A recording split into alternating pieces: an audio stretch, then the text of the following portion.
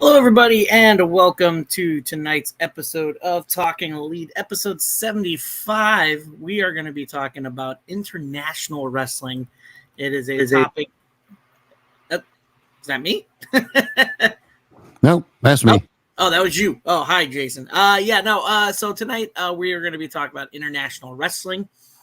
This is going to be a fun topic. We'll talk about every type of international promotion we can think of, from the Scotlands to the Japans to the Mexicos, all that stuff. We always talk about the big two or the big three, which is WWE, TNA, and AEW, but we really never touch base with a lot of international promotions, and thought tonight would be a good episode. And so thank you all for joining us here tonight. Joining me right now, we may have more, but right now it's just my partner in crime, Mr. Jason. Jason, how you doing? I'm doing well, sir. How you been? I've been good. Soaking my hurt left foot in bath salt water right now, so hoping that helps. It's been sore all day, but hey, I'm here, so glad to have you here as well. So before we begin, we always start the Thursday show as always of our take from last night's Dynamite. As last night was Wednesday, you all know what that means. It was Dynamite last night, and I got to watch it while I was bowling. So lucky me, I got to actually watch it live. But Jason, I want to get your take, if at all you caught up with it last night or watched it live. What were your thoughts on last night's episode of Dynamite? I'm trying to remember. Excuse me. I did watch some, but I'm trying to remember what happened. The swerve, I like the Swerve Will Ospreay interaction, and I'll tell you why. And I'm hoping they, not Tony Khan's going to follow my advice, but I was sitting there watching it, going, okay, if they're setting this up for the Don Callis family to get involved at the match and cost Will the match, that does not make him look, weak. And it keeps the belt on Swerve. It doesn't make Swerve a transitional champion. And it sends Will off in another avenue for a while. Because I was really hoping they would keep Will out of the title picture. I know he's probably the hottest thing they have. But I was hoping they would keep him out of the title picture for a little bit, especially after he won the international title. Speak of the devil, our show topic. To try and elevate that title, because it's really, outside of the niche audience of AEW, everybody kind of looks down on just about all the titles that AEW has, other than the world title and the world tag team titles. And I was, Will is the guy for that title to elevate it, to make it mean something. And the Young Bucks lost, which I figured would happen, with the I'm trying to think, with the stipulation that was added with nobody allowed at ringside. It happened a little differently than I thought. I thought that they were going to keep beating up Bowens, and Max being on the outside would grab somebody's foot when he would just get a quick roll up. So it happened a little differently than I anticipated it happening. Mm-hmm. The Tony Storm stuff I'm interested in. I'm not sure how this match will go, but as soon as Mariah May was entered in the Owen Hart Cup tournament, that would be the perfect opportunity to further that storyline, to let her win the cup, and have the back and forth with Tony every week. Well, you're not going to challenge me. You're going to lay down. And then finally Mariah's had enough, and, they actually have a good match at Wembley. Mm-hmm. What else am I missing? You had the 8-man tag, the big group tag between Orange, Dante, Jay, and Kyle. Oh yeah. I turned my head on that one. I didn't watch. Now I don't know how it didn't start this, but Max and Roosh had a hell of a match to start the show. Yes. They put on a real good match to start the show. I'm not real sure where they're going with that. And who the hell was it that Max come out and jumped on later in the night? It was Cage of Agony, Brian Cage and the Gates of Agony. Yeah, but there was a masked guy in the ring. Who was that he went after? That was Hechachero, however you say his name is. No. He's from CMLL. And see, that goes back to what I've said before about, what WCW did very well back in the day, and what WWE still does very well to this day is that, Dragon Lee's been there for over a year now. And a couple of weeks ago on Raw, before he wrestled that night, they still aired a vignette, explaining to you who Dragon Lee was if you'd never seen him before. And I'm like, who's the guy in the mask he's beating up? and how did it go off again? Remind me. How did they close the show? Claudio lost. Claudio and Pac, yeah. Which seems to be seems to be furthering along the tension between him and Bryan Danielson. Mm-hmm. I mean, it was okay. I mean, it was, like I said, they started off no commercials. That match was hot. I don't really give a damn. I never have about Orange Cassidy. Didn't care for the 8-man tag team match. It was just stuff thrown together. And, like I said before, for anybody, thinks I'm crapping on AEW, there's a lot of segments of SmackDown and Raw and other shows that I'm like, I ain't watching this part, and I get up and walk away. So, I mean, it's all encompassing for me. So it's not just taking a shot at one company or the other. We're just kind of going over last night. So, like I said, it wasn't a bad show. It wasn't their greatest, wasn't their worst, but I really enjoyed the first match, and I like the interaction between Swerve and Will if they take it in a way that my opinion thinks it needs to go. Yeah, no, I thought last night's show was okay. Got to watch it live again while I was bowling, and I enjoyed some of it. I'm always a sucker for the Toni Storm stuff. I love her character work. I think she does every week. Like she it's something different with her, and I love it.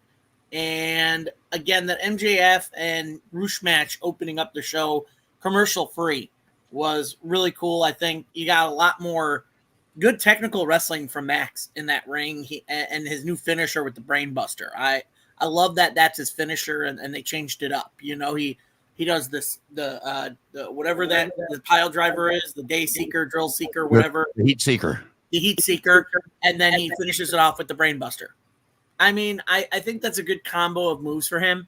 And I like the little nod from Roosh in that match where after, MJF is pinning him, you see Roosh pat MJF's head like, good match, bud. Like that, like I don't know if anyone else caught that, but I caught that like on TV that Roosh just patted MJF's head saying that was a good match. And I love the Swerve Ospreay. I think that was a good back and forth. Obviously, Swerve bringing in Ospreay's wife and kid kind of pushed Ospreay a little bit. And yeah, it'll be very interesting to see how the Don Callis family fits into this match at Forbidden Door with Ospreay and Swerve. Obviously, with Ospreay saying that I don't even need help from them. I can do this on my own. I won my international title on my own. So it's like you're kind of putting that seed of the Don Callis family screwing Ospreay out of the match, maybe even causing a double DQ. And it kind of protects both guys. So you never know which way it's going to go. Like I said, just mentioned Toni Storm, the Amina and Mariah, and then Saraya and all them. Very interesting to see where that goes with those group of women. And then you had Chris Statlander advance in the Owen Hart tournament women's side, and Willow wrestles Serena Deeb. So it looks like we're on a collision course for Serena Willow and Chris Statlander in the tournament. Then you had the tag match between the Young Bucks and the Acclaimed, which I was glad to see Billy Gunn back in there, kind of, with his boys and making sure that they never got screwed. And, I enjoyed that. The 8-man tag was okay. There were some good moments in it. There were some moments where I was like, too much. And then, the main event of Claudio and Pac, I thought it was really good. I thought it was a decent main event. And, the tension between Claudio and Danielson now, and now Pac. And we had discussed it Tuesday on Canada that we'd like to see Pac kind of like balance between the House of Black and Death Triangle. So, I mean, I think that's where we were standing. So I wouldn't say it was a bad Dynamite, but it could have been better. So I really don't know how to score it.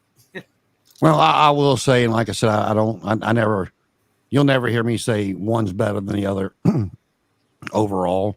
They both have their, I'm really excited for this TNA NXT crossover they've been doing.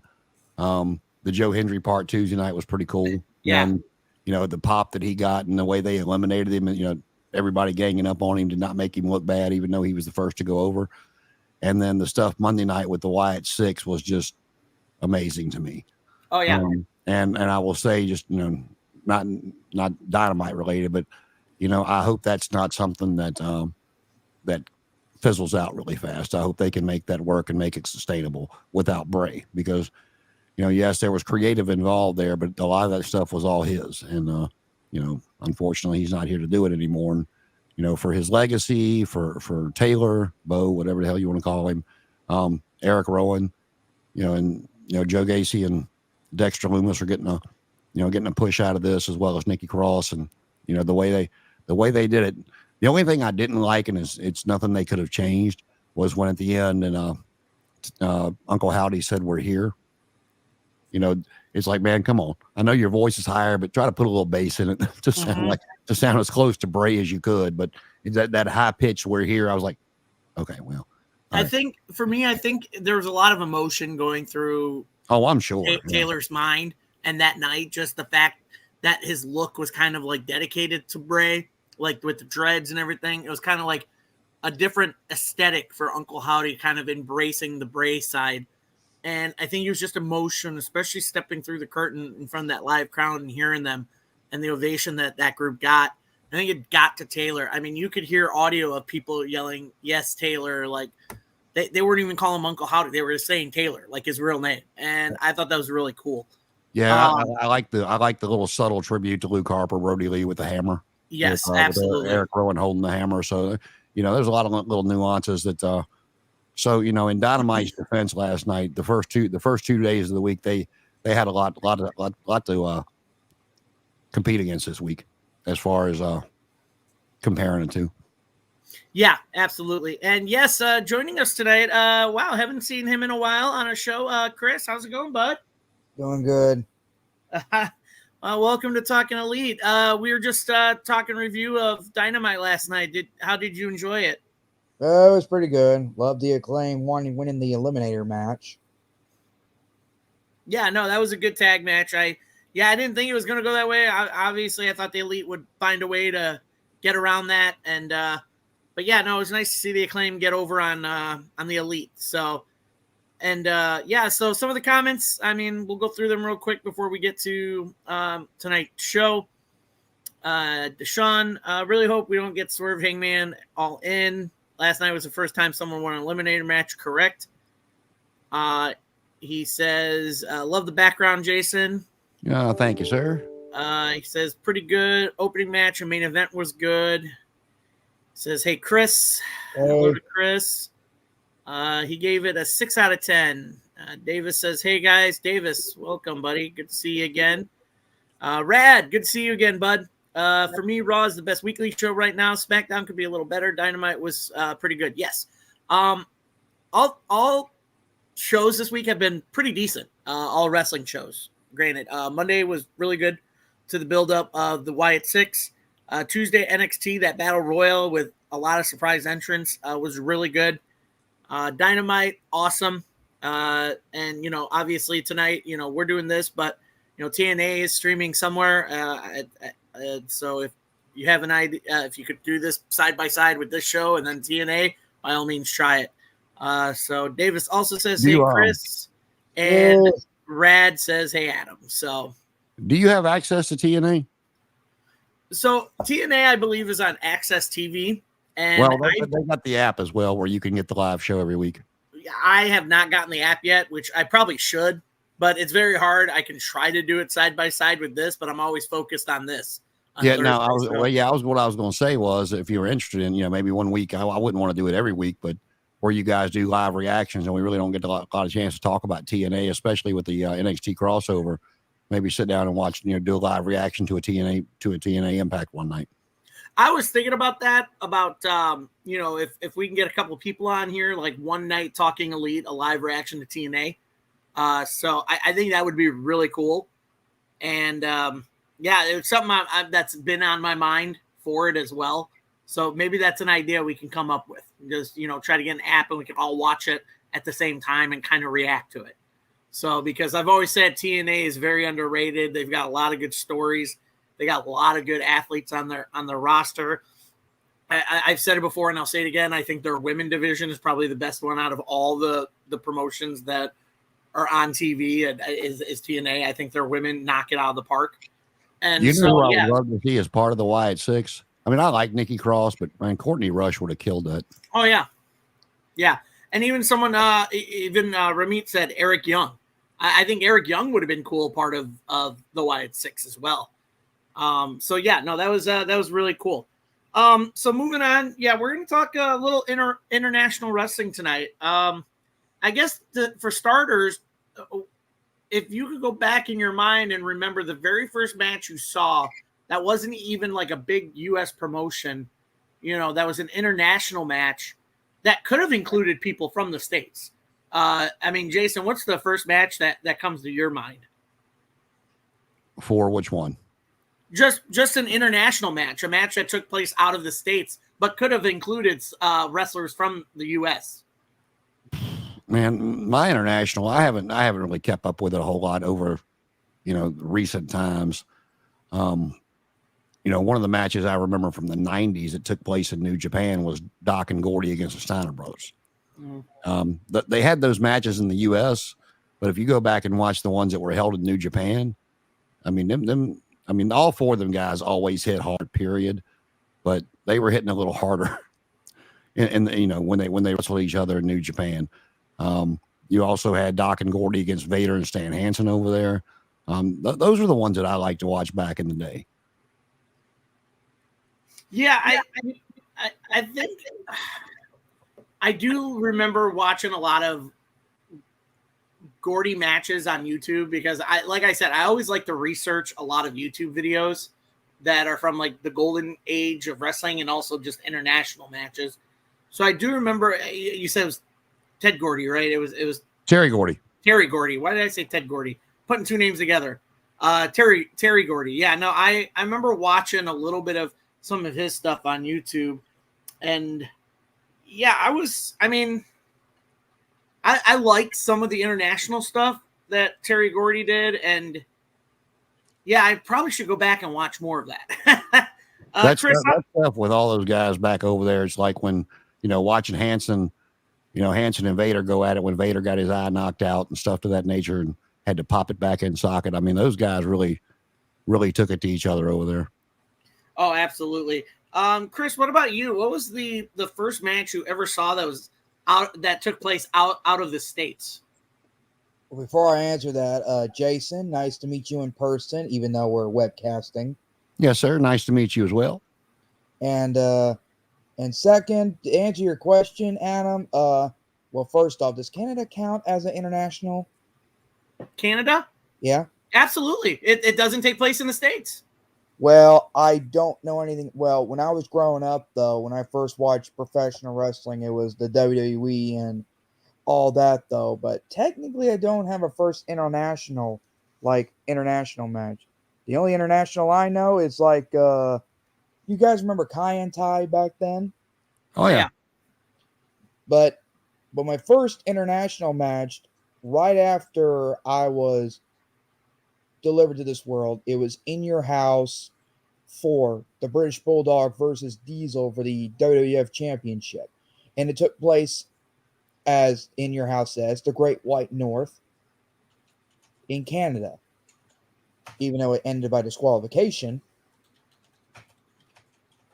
And there was also another match, like right before the WWF Championship match.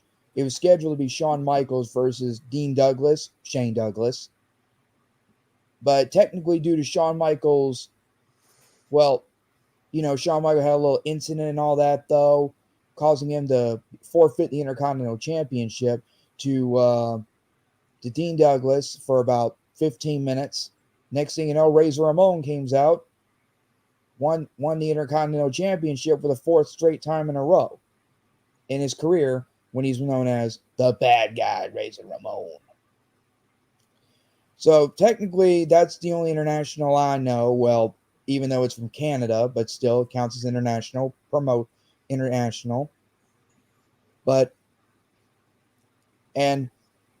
technically, that's all I know. That the Intercontinental Championship match and the WWF Championship match the same night. From October 20, I think it was 22nd, 1995.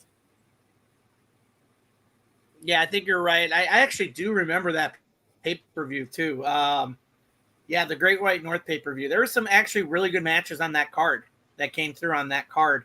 So, And yeah, I do remember. I think that was when Shawn. I don't know if it was anything personal backstage. I think it was more of an injury that was going on. I think that's his period of losing his smile because of an injury. Not sorry, but not exactly. Right before the In Your House to Great White North, he was attacked by I think about a few army men, about 9 of them attacking him, causing him to swell up his face and swelling his ear. And I remember he's got a bloodshot eye. He was in 100% at the time, so he had to forfeit the Intercontinental Champion. The one you're talking about, Adam, is when back in February 1997, when Shawn Michaels had a knee injury, causing him to, as you said, lose his smile. Because, yeah, I had those 2 years mixed up then. But yeah, I kind of remember that. For me, I think the one thing I kind of remember, it was old, but I loved watching it on YouTube, was Bruiser Brody wrestling Antonio Inoki in New Japan in the 80s. It was a really cool feud. I enjoyed watching it. I mean, because you had these 2 big guys with 2 different styles. And, there was one time where I believe it was still their feud, that they would fight in the crowd and all that stuff. I mean, Bruiser Brody in New Japan, I mean, he was some of my favorite to watch, those videos of him in New Japan, and he was gone too soon.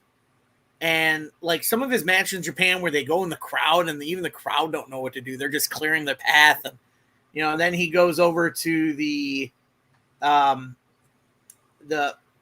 World Wrestling Council in Puerto Rico, where he feuds with Carlos Colon. And he has a good run there. Unfortunately, that promotion is where his life basically was taken, was in Puerto Rico, Mexico, one of those places where Puerto Rico.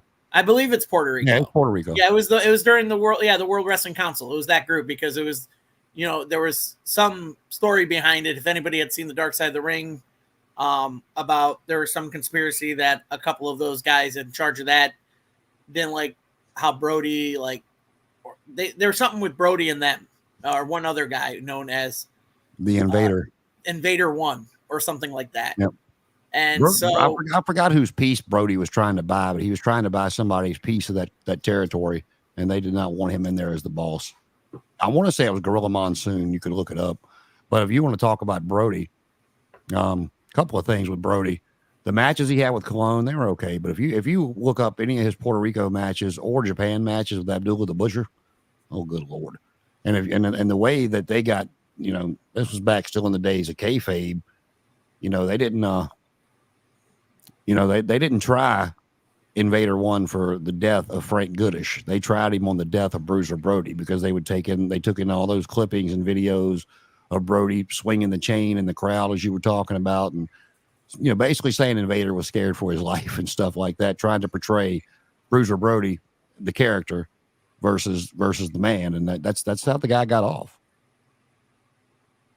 Yeah, you know what? Watch it, and Bruiser, I guess that's just how he adapted his style, because he wanted to stand out. But like I said, he didn't really get to shine here in the States. Again, just like he really shined internationally, and it's very sad that he never got a chance to do more internationally, and his life was taken under weird circumstances. And, I guess we'll never get the true story behind it. Obviously, Dark Side of the Ring tells the best way it can, but even then, it kind of leaves a blurry line of what really happened behind that closed door.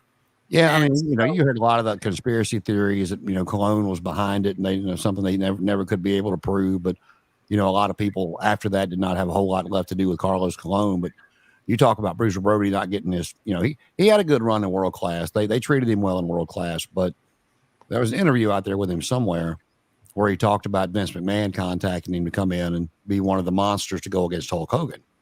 And he told him no. And he goes, "What do you mean no?" He goes, "Well, you want me to come in, beat him up, and then a few months down the road, lay down, right?"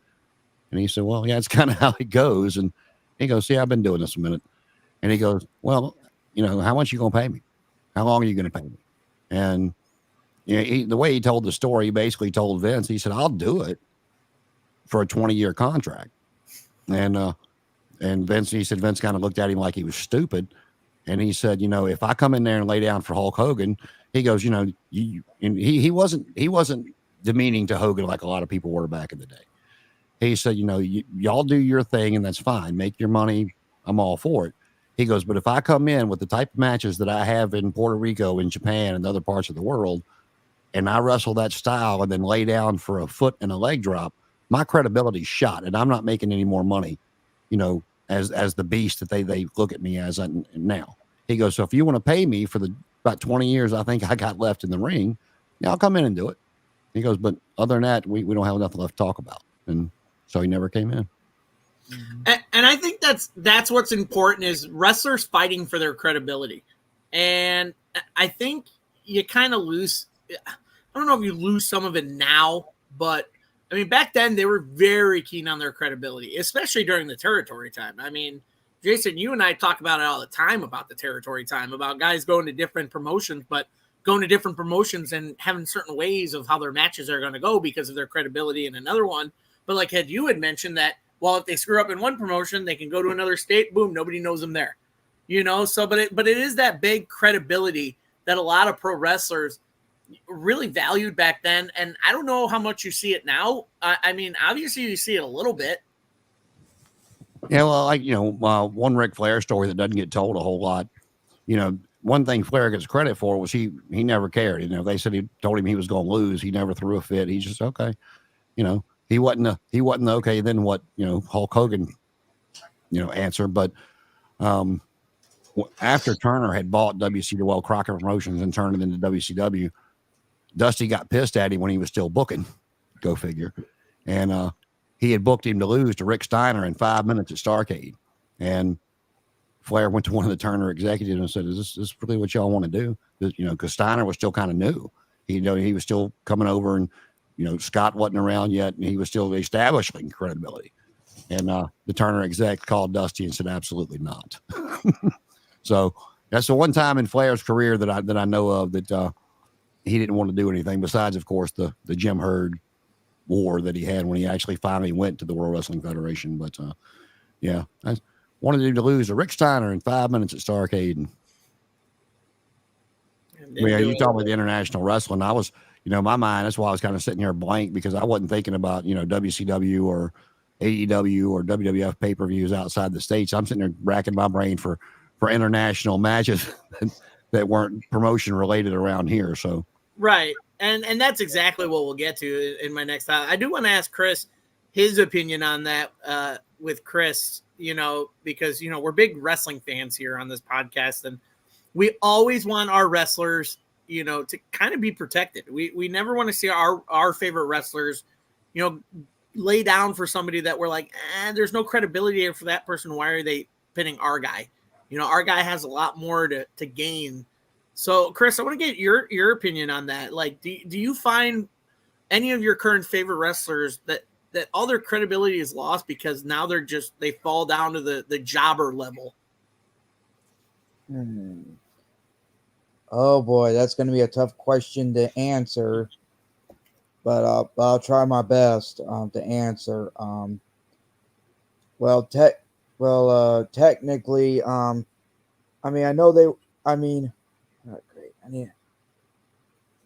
need an example. Give me an example. So, like this, I'll say in this. Deshaun Lee actually left a comment. It's a good example. A lot of wrestlers, a lot of people bash Malachi for not wanting to lose, but he's trying to protect his character and not get jobbed out like an Archer or Cage. Kind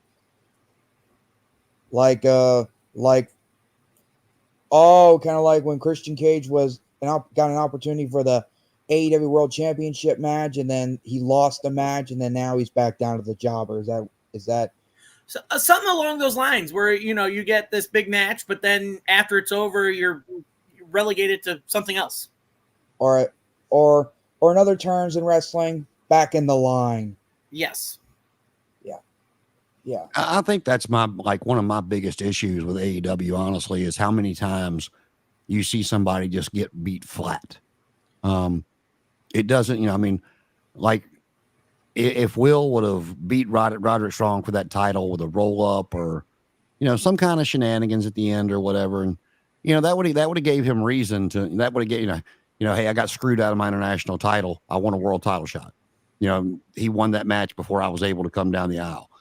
But, when these guys and girls constantly get put on their back flat or tap out, it gives you no other recourse to come back for a rematch.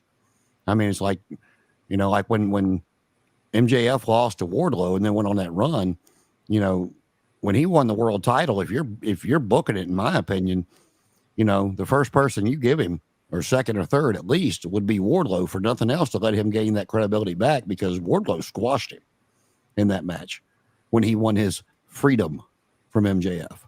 And I know what you mean. Yeah, he squashed him. And then MJF went on the best title run in the company's history so far. And so like I said, that's and WWE does it as well. It's not just AEW. I mean, look at Chad Gable. I mean, he's done gotten 15 Intercontinental title matches, and gets beat flat in just about every one of them. Yeah. Ouch. Heard about that. Chad Gable is supposed to be in the Intercontinental Championship run, and now he's at it. Now he's back down to the back of the line. Yeah. Or as they call it, or I think, as you said, Adam, to the jobber level. Yeah, it's kind of sad when you see that. But moving forward, I want to talk about some international stuff. And right. There's a lot of international promotions out there. And I want to get your guys' opinion on a promotion right now that's international that you're kind of intrigued with, that you watch either on like YouTube, or you follow a website, or you follow wrestlers from it. Is there a certain promotion in a different country that you're like, dude, this is some of the best stuff I've ever seen? Jason? Well, I've been paying more attention to Stardom lately, because a lot of those girls that came out of Stardom, excuse me, have been amazing. Maybe they're some of them character wise, some of them technical skill wise, but some of those girls coming out of Stardom are on point. And I've also been paying attention to New Japan, kind of for a different reason. They've got their belt on Moxley, and just like, it seems like everybody is leaving for some odd reason. And it seems like New Japan, when they were so on top in the 90s, and kind of, the same, not WCW, but kind of WCW like, but they have fell way down. And that's kind of where my criticism of Tony Khan comes in, of, New Japan's tried to run shows here, and, tried to be on TV. And it's, for the American audience, the typical American audience, not the niche audience that AEW likes or has, that watches them every week, but the ones that are over top of that, watching WWE, the casual viewer every week, with that style of wrestling, they're just not able to capture those viewers. And, and I want New Japan to succeed. It's been around a long time. It's got a long, rich history, and it just seems like they're falling further and further down. And, I'm hoping they can turn that around as well. Side question. Do you think, if he has enough money, do you think Tony Khan would somehow, like he did with Ring of Honor, somehow find a way to buy rights to New Japan? If he wants to do a network like the WWE did, a streaming service with their pay-per-views and all the Ring of Honor stuff and all the AEW stuff, and then, to make it worth people's money, like that hardcore wrestling fan, make it worth their money to have the New Japan stuff, then I can see him doing that. I mean, his dad, his dad's worth almost $13 billion. So I can see them doing that if the streaming is a, if it's on the table. But I would not want him to buy New Japan as a whole, because rumor has it that he's still looking for a TV deal. We know for AEW, but he's been looking for a TV deal for Ring of Honor basically since he bought it. And he cannot get one, not even with his, intel or inside stuff with Time Warner or Warner Brothers, whatever the hell you want to call it. And what I would hate to see is him buy it and then treat it like he has Ring of Honor. Because, he said he had so much respect for Ring of Honor and the history it provided and stuff, and I believe he does. I don't believe he's lying, but, Ring of Honor, he hasn't done anything with it since he bought it. And he's got a big enough roster. To me, he's got enough money that he could have made it two completely separate rosters and, you know, found a building, whether it was Daly's Place or something else small, to do, you know, like TNA used to do. I don't know what they're doing now, but, you know, TNA used to tape every 2 weeks from the Impact Zone and run it on YouTube, you know, to, you know, where you can get a certain amount of viewers. I mean, people are watching stuff on YouTube all the time, you know, till you get a certain amount of viewers, and then you can look at the sponsors and the networks and say, hey, we got this amount of viewers on YouTube. Imagine what we could get on your network. So, you know, like I said, I can see it for a streaming service platform for AEW, but I hope it doesn't happen. I'd like to see New Japan make a comeback and kind of take its rightful place up top, you know, and start sending some of those big stars over. Because you know, to me, the only reason, I know they have a working relationship, but to me, the only reason they've got the title on Moxley, and it's not a knock on him, is, you know, everybody, all their big stars have left. They don't have a big name to put it on right now. They have, you know, Okada left, and you know, Will left. There's no big name over there to carry that. So Moxley's still a name to bring in to you know, sell against their next guy they're trying to push over. And on a different note, I don't think it'll happen, but there's all these rumors about Shane McMahon going to AEW and working with them. You can say what you want to about it, but I'm gonna tell you, I'd watch the damn thing. It would be interesting for a little bit anyway. And, you know, can you imagine the amount of podcasts, what all them guys would have to say about Shane O'Mac and in AEW? It would be entertaining for a little while anyway. And you know, that's funny too, because even Ramit says, like, rumors come, Shane McMahon, Becky Lynch join. Now, here's the thing. Shane, one thing, I don't know about Becky. I don't think Becky will go, because Seth just signed that big new contract. Yeah. And, you know, she's not going to want to be. I don't think, you know, from everything you see on, you know, social media and stuff like that. And I think I told this story once before, but during, I forgot what it was, but they actually had Seth Rollins on the NFL Network, and he was doing an interview. I was during football season, of course, and it was cute watching him, because he, you know, he was doing his thing, and they asked him something about Becky, and his whole demeanor changed.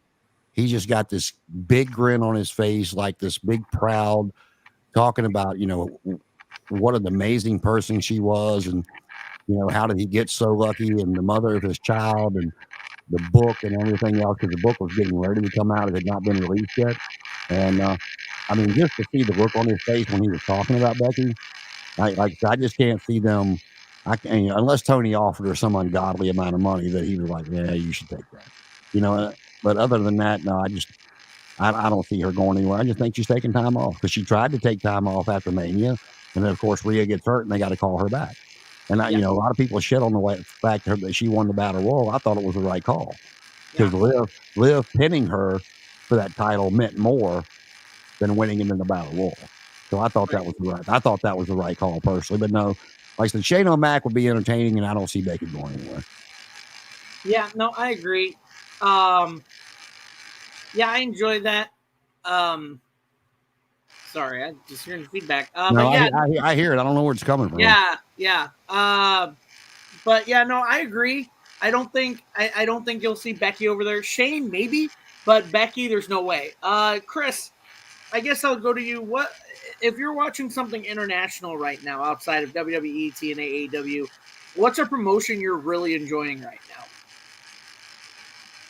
Well, the international promotion as of right now, though, to be honest, I don't know any international promotions. So I mean, I know there's New Japan, All Japan, there's AAA, CMLL, there's ICW. That's when Triple H came in for a little bit as a surprise appearance. I remember seeing that.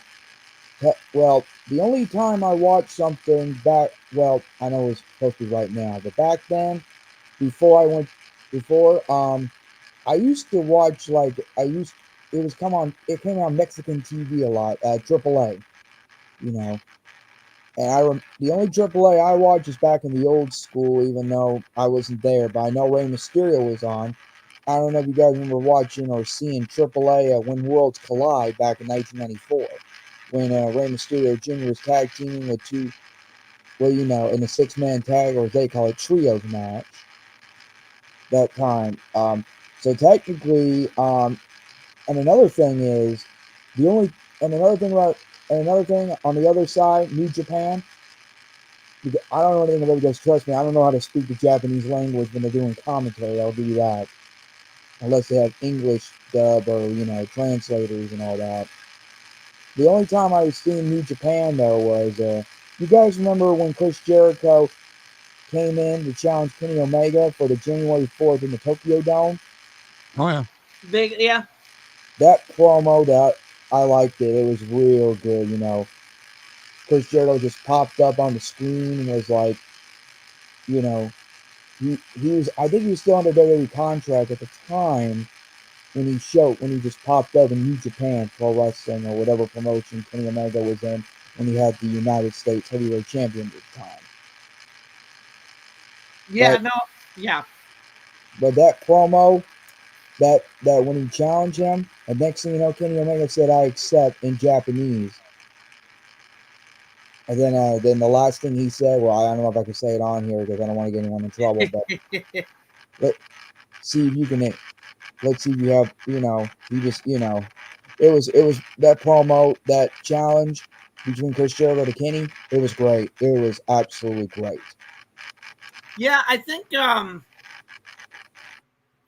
right now, I do believe New Japan is one of the big ones right now that I guess a lot of people are into right now, and that they really are getting helped with AEW promoting them and cross working with them, kind of like what TNA and WWE are doing.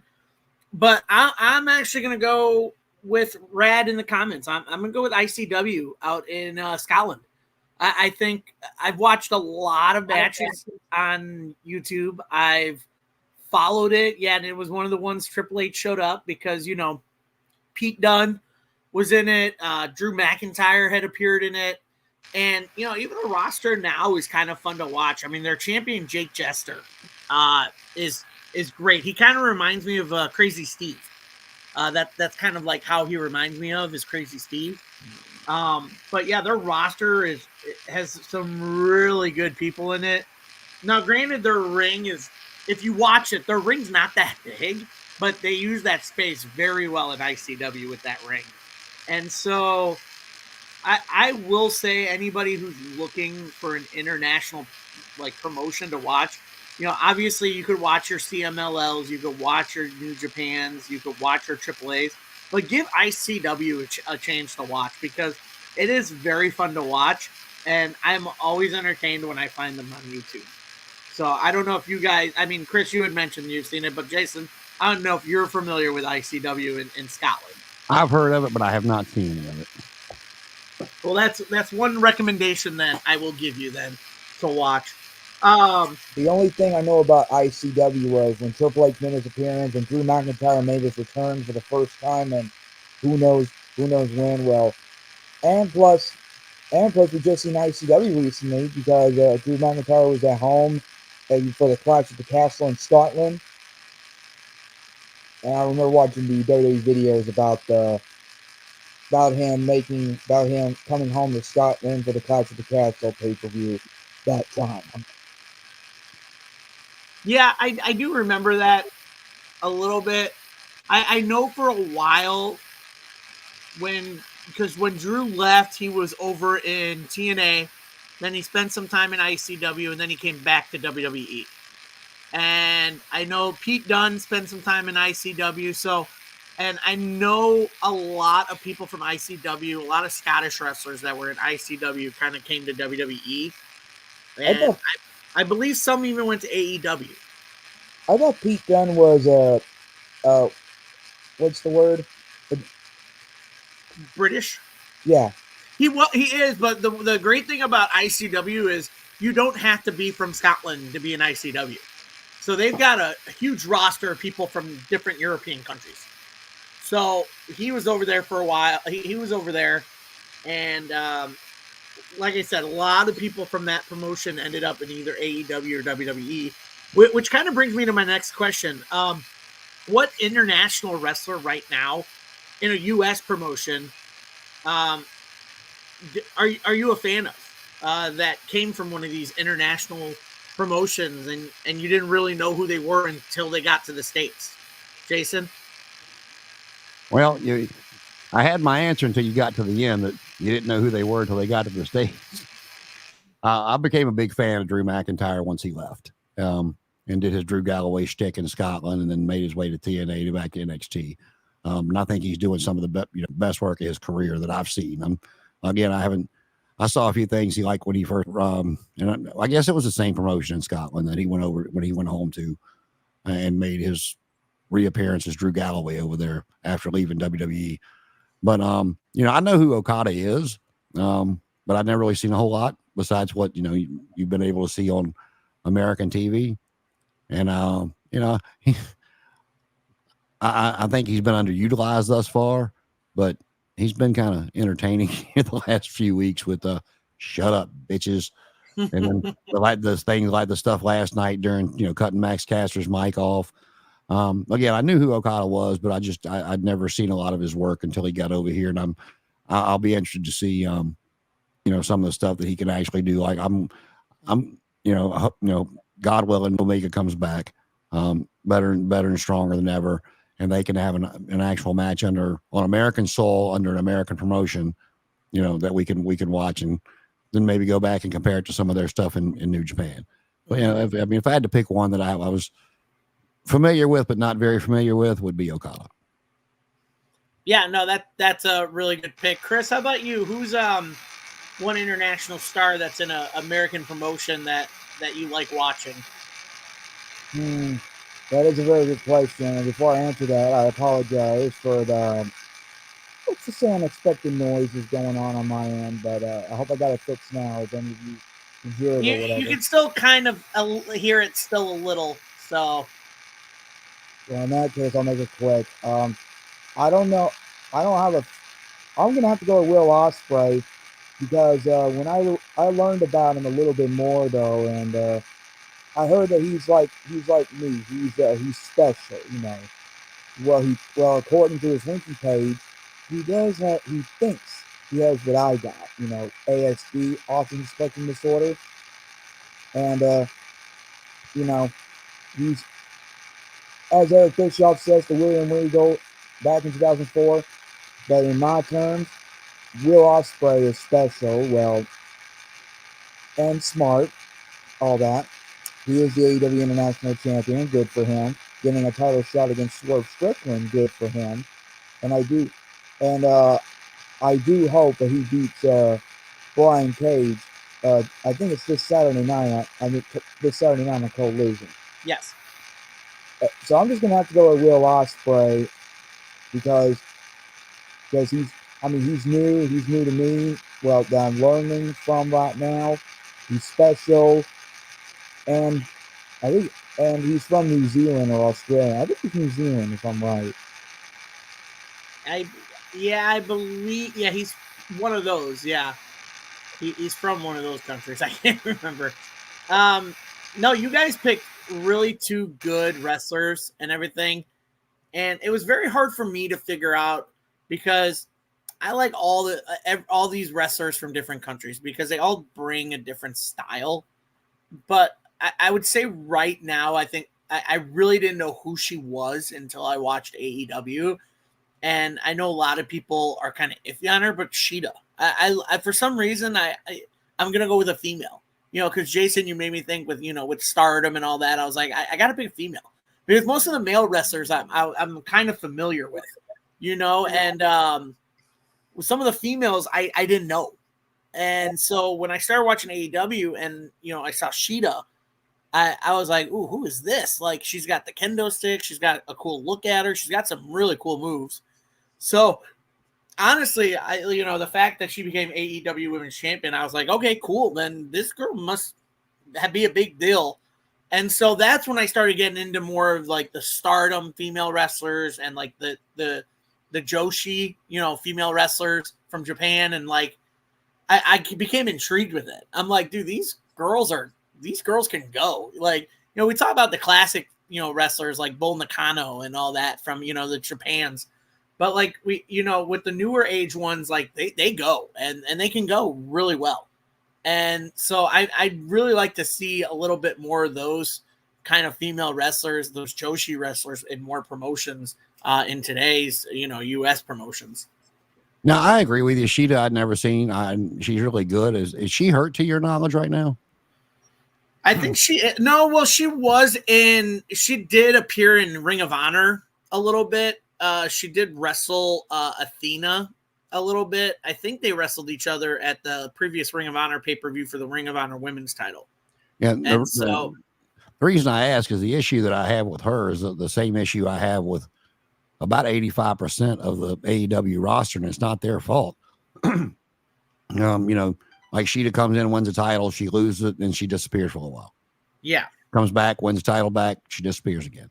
That you can't get somebody hot and get your audience interested if you keep starting and stopping. And that's what he's done with a lot of that roster, and why a lot of that roster comes across as stale to longtime wrestling fans, in my opinion. God, I can't even think of her name right now. What's the little girl that came from Stardom with Mariah May? Oh, Mina Sakuraya. Yeah, that she's very entertaining. I enjoy their time on TV. Jamie Hayter, I did not know who she was till she came to AEW, and I hear she's cleared, so I'm waiting on her to come back. I hear Britt's cleared, I'm waiting on her to come back. We know Adam Copeland's hurt. They bring Adam Cole out for the, I guess, the only MJF blow off we're going to get. And then he walks out and shakes his ankle like he's fine, takes that brain buster and get this piece of shit out of my ring. And nothing. I mean, so it's like this, he starts and stops with people so much. And, if I was Wardlow by this, I'd have done ask for my release if I was Wardlow by this point. I mean, he just, Wardlow's got a great look. I mean, I don't, he's never really gotten a whole lot of time to talk on the microphone. So I don't know if he's any good at it or, just give him a Goldberg line of "you're next" or whatever you want to give him to, minimize his mic time. But, like I said, Sheeta's kind of in that category for me. I enjoy watching her wrestle, but then she goes away and I kind of forget about her, and she comes back. I'm like, oh yeah, forgot about her. And, you got 3 shows every week that, that's, to me, that shouldn't be happening. We shouldn't be, I mean, I get you can't put everybody on TV every week, but with 5 hours worth of TV every week, there should be a way to get these people out there on TV. And as far as what Chris was talking about, Will Ospreay, funny thing about that, one of the reasons I did not choose Will Ospreay was when I got Access TV and was watching TNA pretty regularly, New Japan came on every Saturday night. And I actually saw a lot more Will Ospreay on New Japan than I did Okada. I saw Okada occasionally, but Will Ospreay seemed like he was on there every week, every time they were showing something. And I did read what Chris was talking about. And I did read when he signed his AEW contract, where he admitted the story was true, that he's dyslexic, and somebody had to read his contract to him for him to sign. So, good for him. Get out there. Don't let anything hold you back. Yeah. Before we move on, let's side question that, because you brought up a really interesting wrestler, Wardlow. We talked about earlier, I know we're kind of sidetracking here, but I kind of want to talk about that a little bit now that you brought him up. I mean, where do you guys see him? Is his time in AEW like pretty much at an end? And do you guys think he'd go over to WWE, and how he'd fit in? I think he would. First off, he would have to start in NXT. And I think that's the reason that some of those guys winded up, Sasha Banks, Mercedes Moné was a money issue. That's all that was. Tony gave her more money.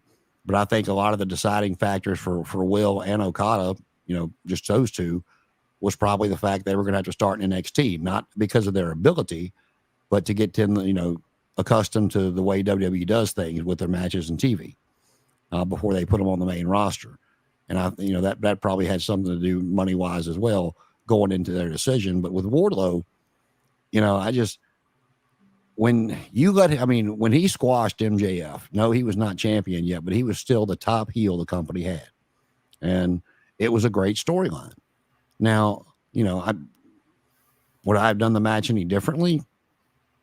Maybe, maybe not. I mean, it's a good story moving forward because you could have a rematch for whether it was after MJF won the title or MJF just coming out in his ego going, all right, you got me, but I'm ready this time. I took you lightly last time. And making it competitive, whether, whichever way you decided for it to go, double DQ, let one go over. But it goes back to what I talked about earlier about beating people flat. Where do you go from there? And when they let him do that to MJF, that's what, if he was not ready for that position to strap that rocket on his back, then you shouldn't have done it yet. If if you didn't have one, if you went to one of your guys like Billy Gunn in the back and said, okay, this is what I want to do with this guy. Is he ready? And they said yes. Then you send him out there. That's when you strap the rocket to his back. And then you look at some of the other stuff he's done. Samoa Joe cut his hair, and he's growing it back finally. He kept it short there for a little bit, but last time he was on TV, I saw it had grown back out. But they didn't do anything with that. I mean, there was no comeuppance for Wardlow. There was no retribution, or anything. Let Joe at least grow an inch of hair out. He could have done in 2 weeks, and let Wardlow shave a stripe down in or something.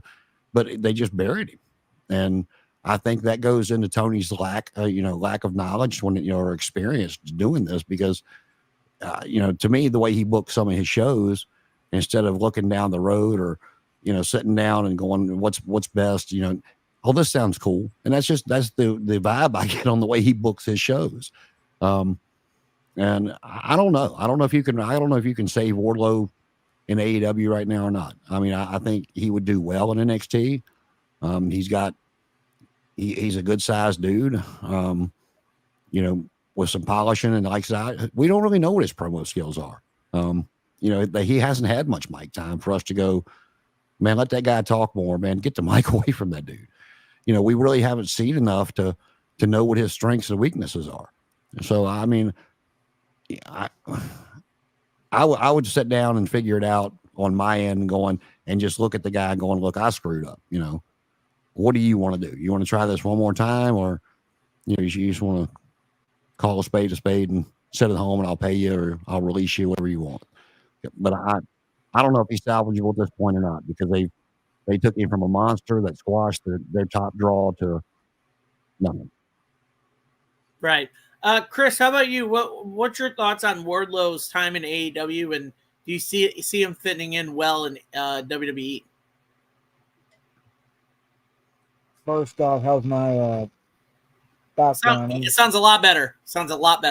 I did some settings up and all that.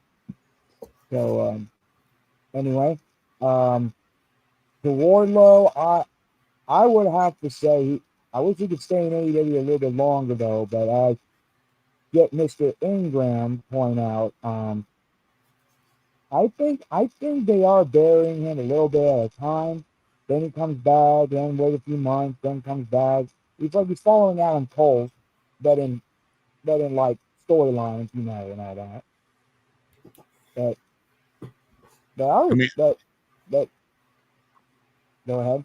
Now, I was going to say, he disappears from TV so much, I begin to wonder if Danny kidnapped him.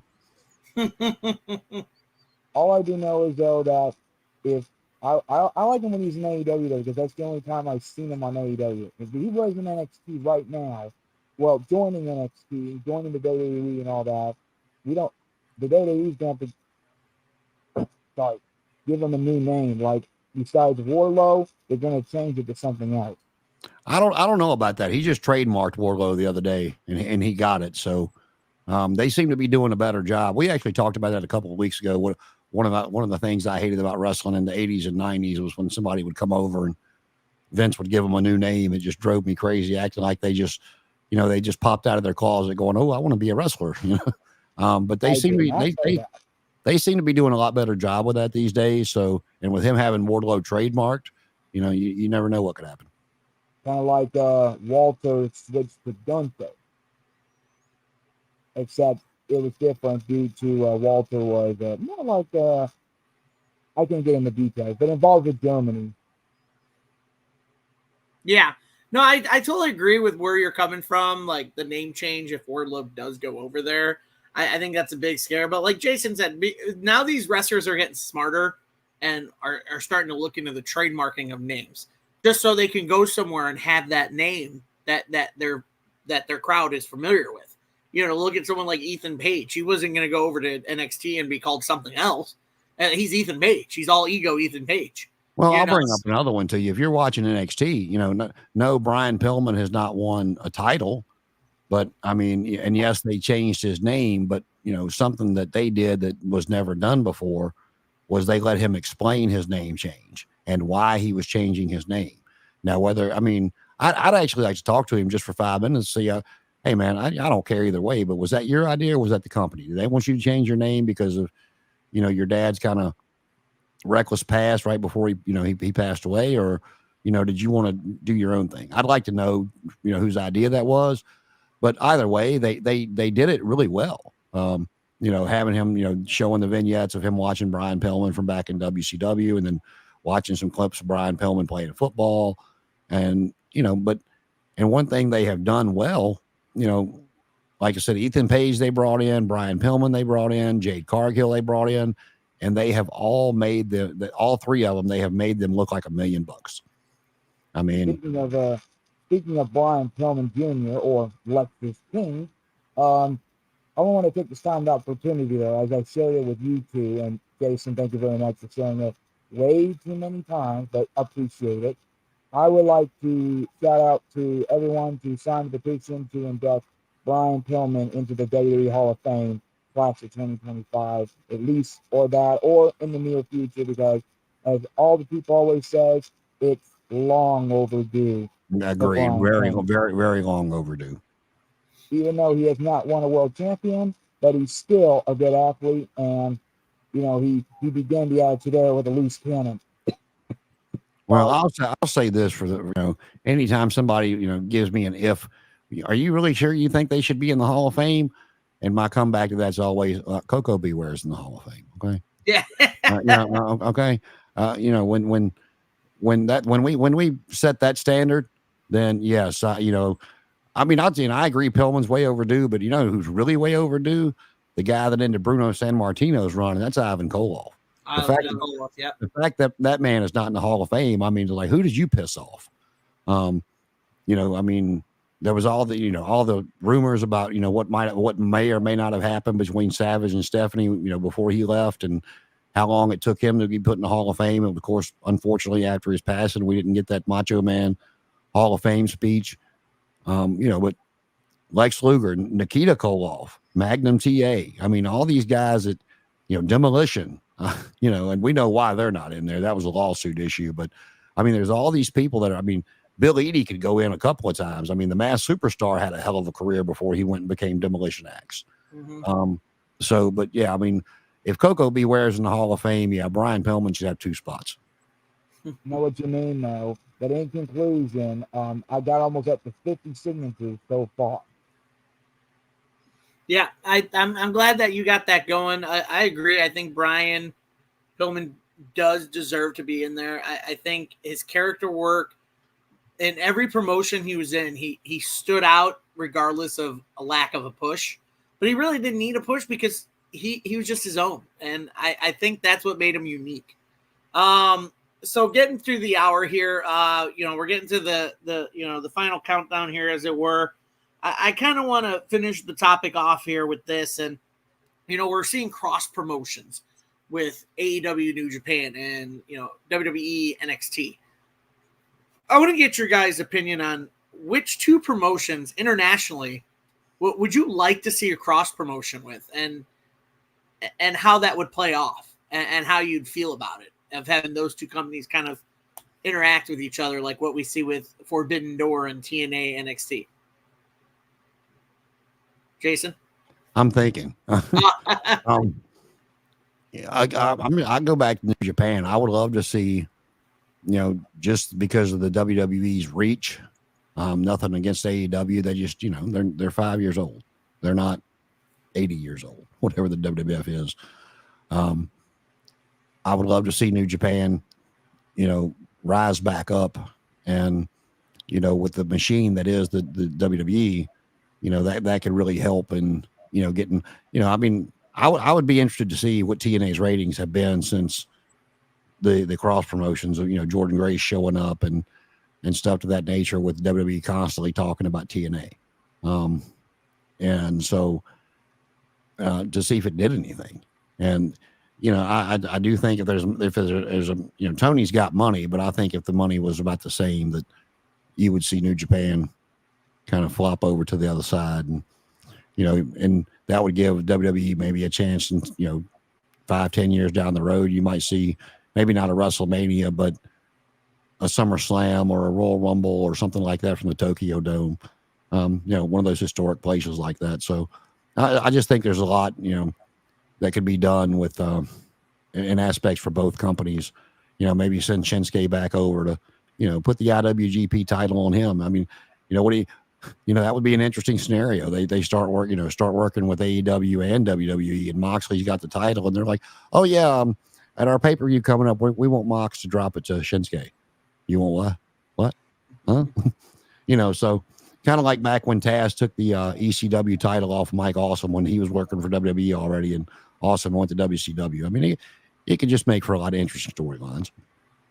Yeah, I agree. I would love to see what a New Japan WWE partnership would look like, considering we're seeing what it looks like with AEW and New Japan. But and then I don't know if you ever went back and watched it, but they weren't great pay-per-views. But if you want to go back and watch the Starrcade, like the 91, 92 Battle Bowls, the Lethal Lottery, that's Conan was coming in, and Conan was still in the mask at this time. Oh, yeah. But they had the stars of New Japan and AAA coming in as part of Battle Bowl and the Lethal Lottery. So that was a pretty cool cross promotion back then. Yeah. Chris, how about you? What are 2 international promotions you'd like to see kind of work together?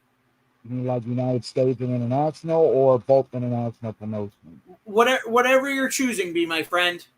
Well, I agree with both of you, WWE and New Japan, and because well, as I said, I don't know anything about WWE and New Japan working together. Well, they did work together back in the early days before Hulk Hogan dropped the WWE title to Yokozuna. Well, in the King of the Ring, before Hulk Hogan had to leave the WWE. And I also remember WWE went to Japan for a taping for both Monday Night Raw and SmackDown. I remember that. It was in February 2005. I remember those 3 matches on Monday Night Raw, Shawn Michaels and Ric Flair, and the submission match between 2 legendary, Chris Benoit and Chris Jericho, and the main event was Triple H versus Edge for the World Heavyweight Champion. And then, the 3 nights later, or tapings later on SmackDown, we've seen Funaki came in with a home country advantage and facing against Chavo Guerrero for the Cruiserweight Champion. And also, at the end, JBL, he was just playing it out. I know he's faking it, but he was playing it out with a Godzilla dinosaur. And next thing you know, Big Show came out, knocked 3 of his cabinets out, and JBL just runs away with the WWE Championship without getting punched in the face by the Big Show or Paul White back then. But yeah, I would like to see WWE and New Japan work together, at least, as Jason said, in a few years down the road.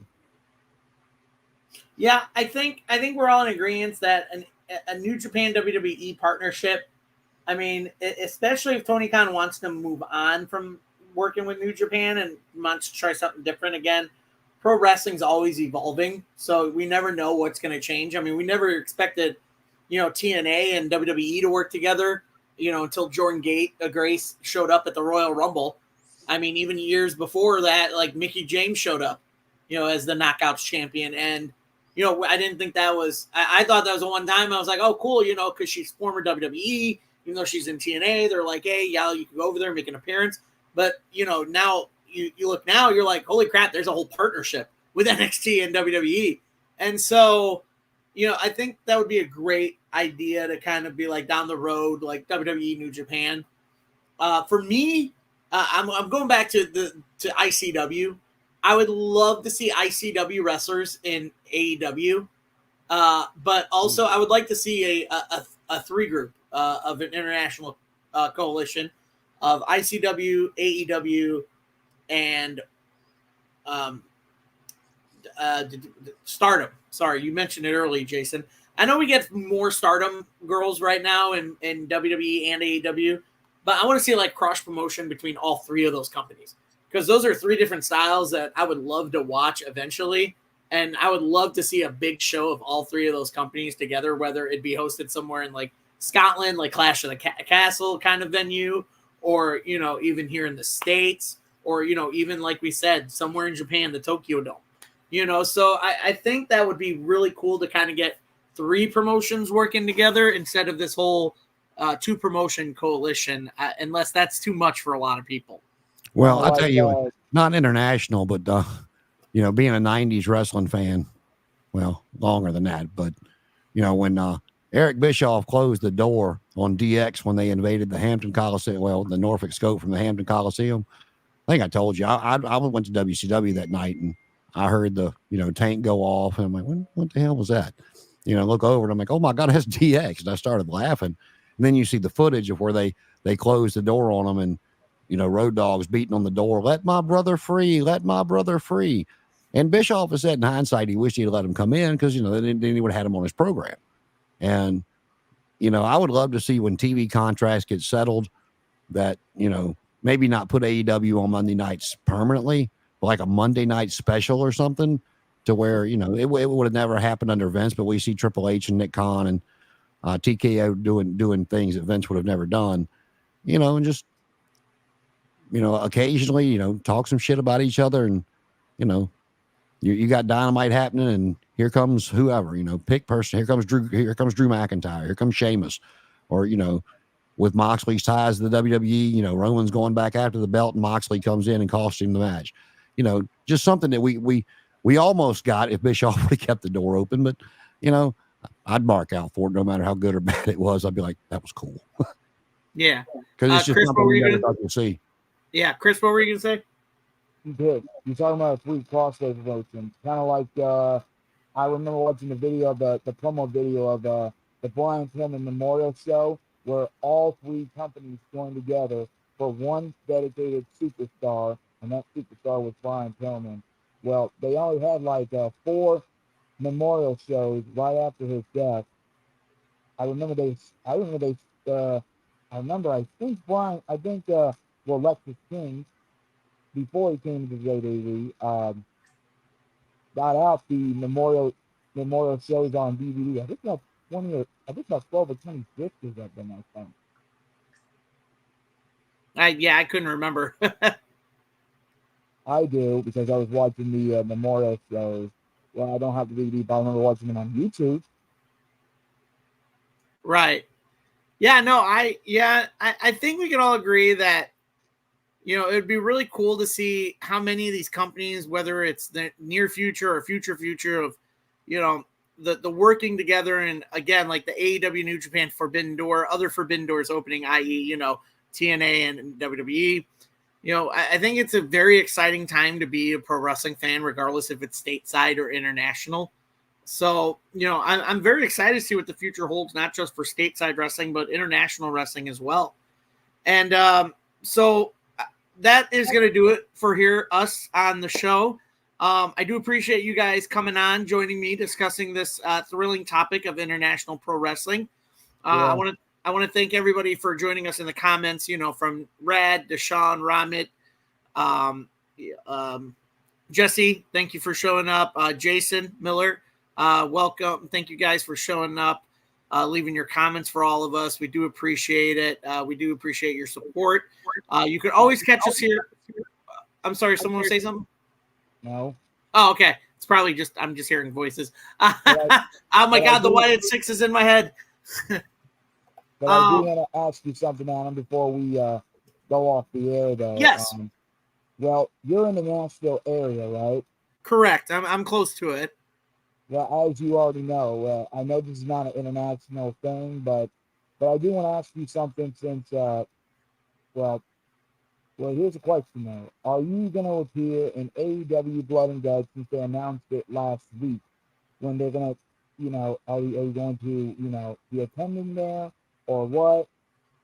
I'm still debating it. I'm still debating getting a ticket to go. I'm on the fence. I'd love to go because I would love to see a Blood and Guts match live. So I mean, I'm on the fence with it. I probably won't make my decision until I see when I watch Dynamite Wednesday to see if they build more up to it. But I'm probably close to maybe on leaning towards buying a ticket to go. I'm not sure. Well, me and Connor are debating on that too. Except the problem is, I know Connor's gonna hate me when I tell you this, but he's still. Well, when we're still debating on it, though, I mean, about 10 days after Blood and Guts, he's going to SummerSlam in Cleveland, Ohio. I don't know if he already told you that or not yet. Yeah, he did. And we're still debating on it though. But in conclusion, we're still debating. But and also to let you know, Adam and Jason, that me and Connor will be attending the AEW Collision in South Haven, Mississippi, at the Lander Center, which is probably about 10 minutes from where Connor is. Awesome. Yeah, no, that's exciting. I've never been to a Collision yet either, so that's definitely on my bucket list. But thank you, Chris. Yeah, thank you for sharing all that with us. Thank you, Jason, for being here. Again, you guys can always catch us here Thursday nights for Talking Elite. Saturdays, we usually have a live Collision reaction. Wednesdays, we have our Dynamites. Tuesdays, we have AEZ Canada with our gracious host, Matt. He does a great job with that. You know, make sure you follow us on YouTube, Instagram, Facebook, Twitter. You know, you watch our videos from previously, whether they were reactions, we have interviews. I believe Connor already announced it that the possibility our next interview is going to be Victoria. We just don't have a date yet, but Victoria will be the next guest. We're just working on a date, and there are many other interviews we have planned coming up. But again, thank you guys again for joining us tonight. We hope to see you guys again soon. And if there's nothing else, as always, good night to you guys. Thank you.